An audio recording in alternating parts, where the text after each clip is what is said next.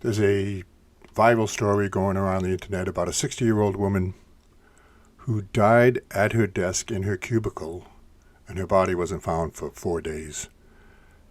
And the story struck me really deeply, and I'm sure if you've heard it, it's affected you too. But it gave me a lot to think about, particularly on today, this Labor Day.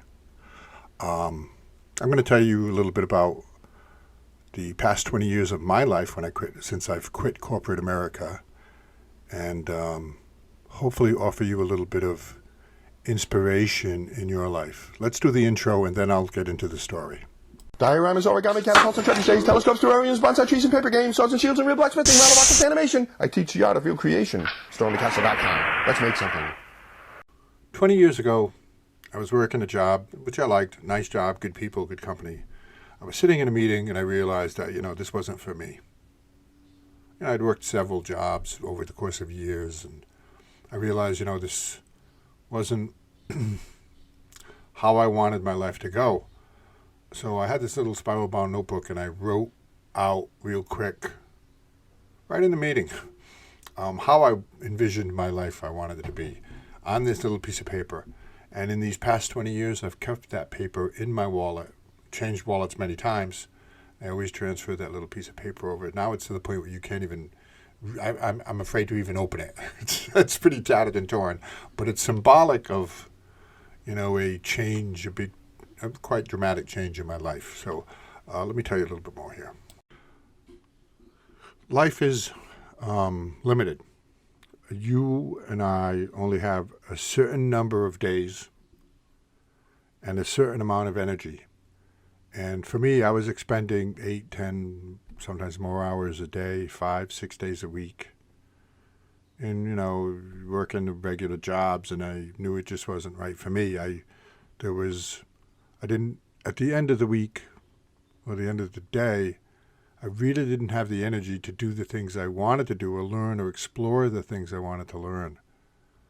So that's part of it.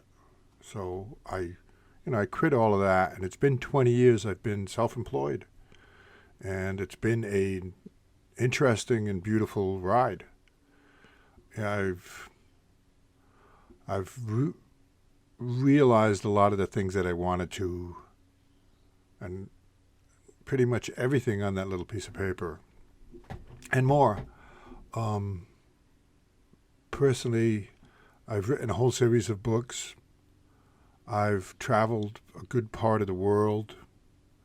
I've met a lot of very interesting people, done a lot of interesting things. I've taught myself blacksmithing and how to make stained glass windows, how to do stop motion animation, how to edit videos, how to write. I've all of these things that I wanted to do that were right for me in my life, and it's been a 20-year adventure.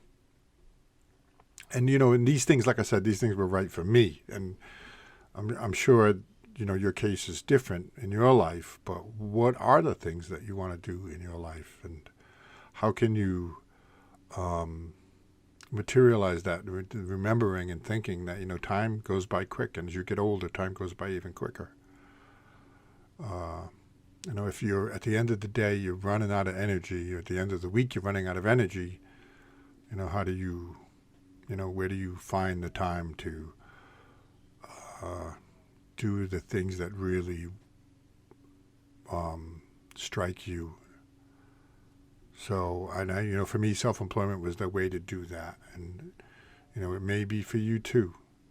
Well, whatever it is, if it's a career change,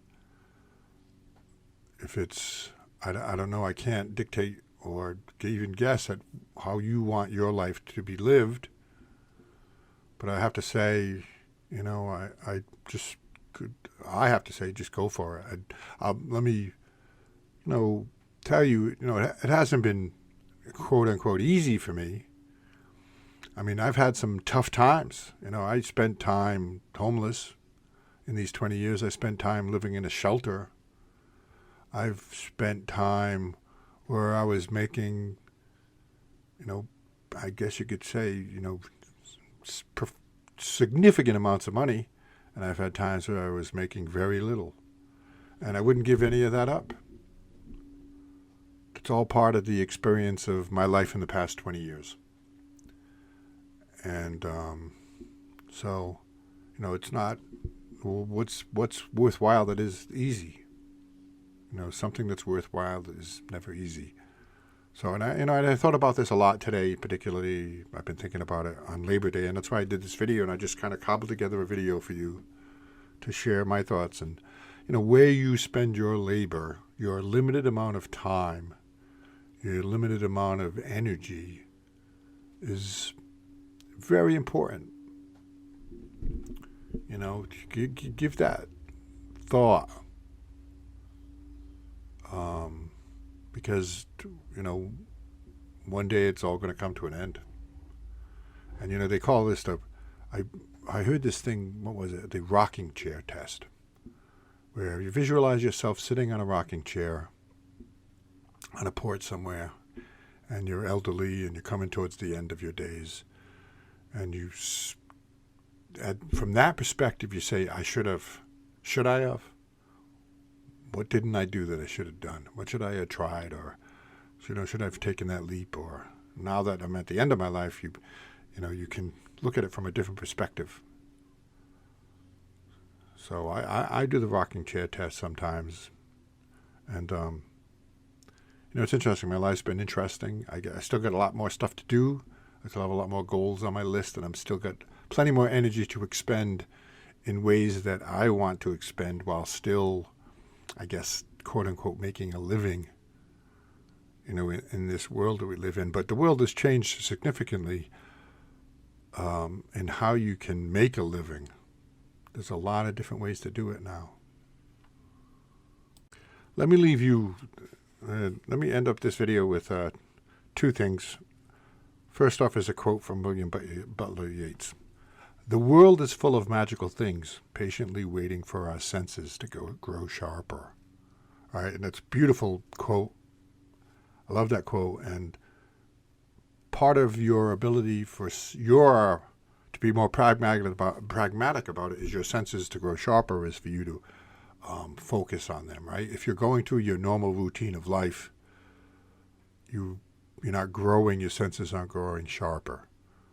But when you strike out in a way that's fitting for you, your senses will grow sharper, and you'll see more of the magical things in life. You'll see more of the magic, which life is magic. It's a beautiful gift we've all been given, and it's magical. And the second thing I want to leave with is if you like the thought and the story of the little piece of paper that I keep in my wallet for the past 20 years now, I have more about it on my website. I tell the story, and I show you that piece of paper. I took pictures of it years ago when it was legible and posted that to my website. You might find it inspiring and interesting. I'll put a link in the description of this video if you want to hop on over to my website and take a look at that. Well, anyways, you know, this is my thought on, you know, my life, in your life, and the nature of work, energy, and time on this Labor Day. Thanks for watching and listening.